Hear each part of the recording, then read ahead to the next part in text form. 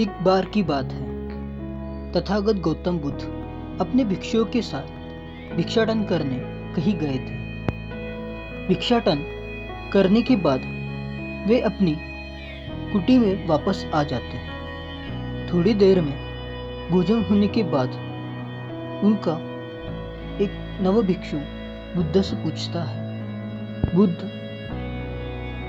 मुझे आपसे कुछ पूछना है।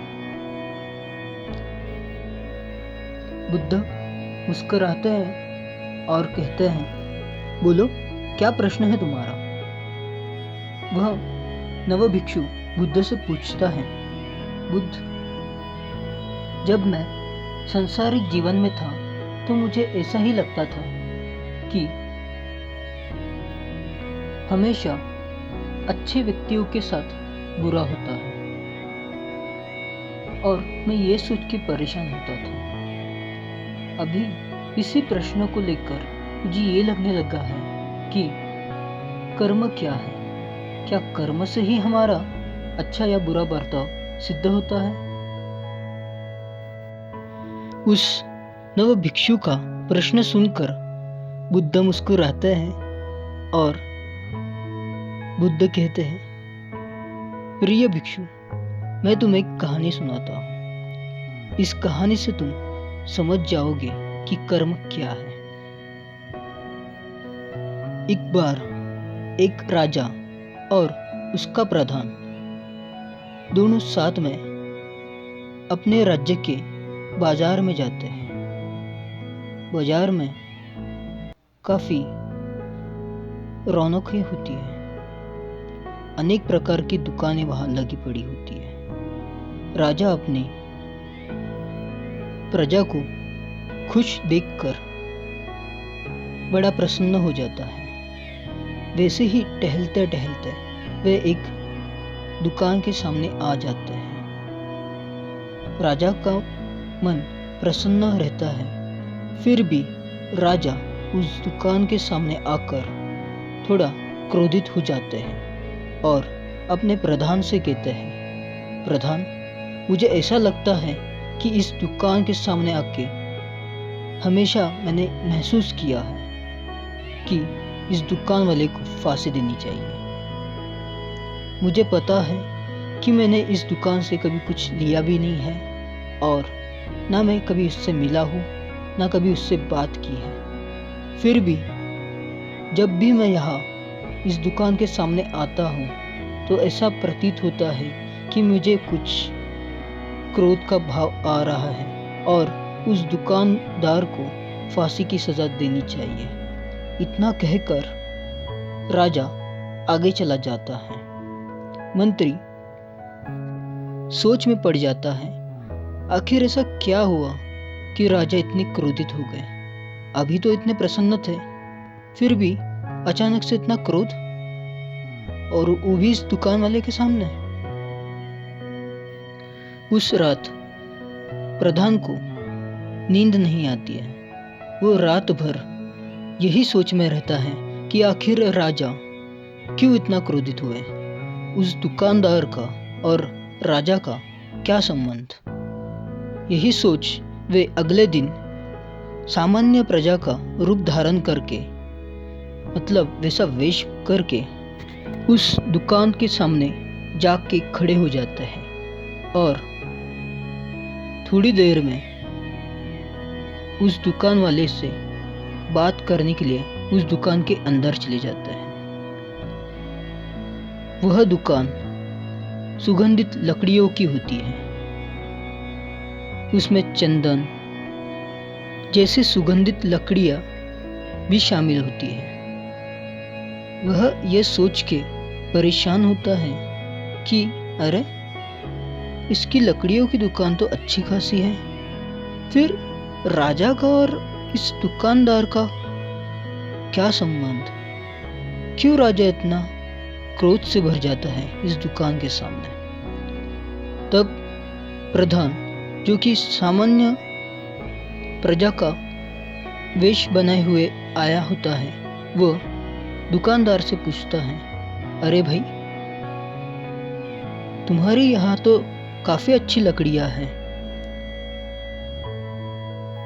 अगर ये ऐसे ही पड़ी रही तो सड़ जाएगी और खराब हो जाएगी। ऐसी सहानुभूति पाकर दुकानदार कहता है, हाँ भाई, मैं भी यही सोच रहा हूँ कि मेरा धंधा कैसा चलेगा। जब तक कोई लकड़ी लेगा नहीं तो मेरी रोजी रोटी का क्या होगा। अब तो बस यही आशा है कि हमारे जो राजा है उनकी मृत्यु हो जाए और उनका प्रधान मेरी दुकान से ये लकड़ियाँ लेके जाए और उनका इस लकड़ियों से अंत संस्कार कर दे, तभी मुझे कुछ फ़ायदा होगा। दुकानदार की यह बात सुनकर प्रधान को जो सोचना था, समझना था, वो समझ गया और प्रधान ने कुछ अच्छी लकड़ियाँ उस दुकानदार से खरीद ली और वह लकड़ियाँ लेकर राजे के पास चले गए।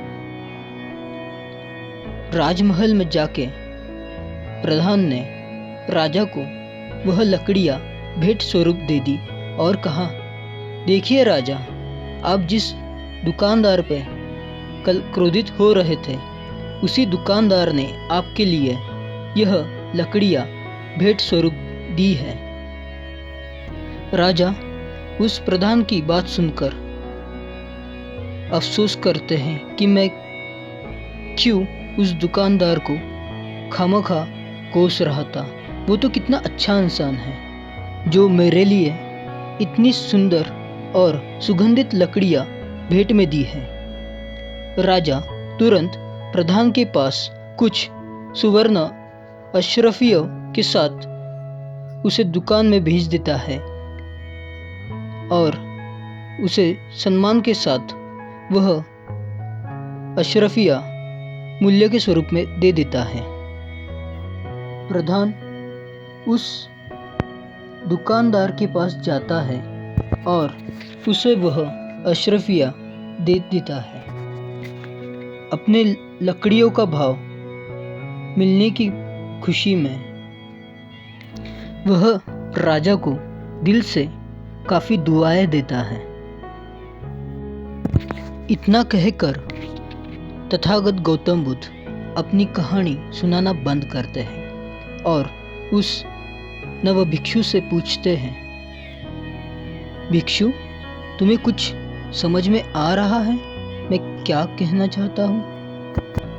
वह नव भिक्षु बुद्ध से कहता है, जी बुद्ध, कर्म शरीर से नहीं विचारों से भी होता है। इस पर बुद्ध कहते हैं, बुद्ध मुस्कुराते हैं और कहते हैं, जब तक हम कुछ सोचेंगे ही नहीं तब तक हम अपने शरीर का उपयोग कैसे कर सकते हैं। कर्म हमारे विचारों से होता है।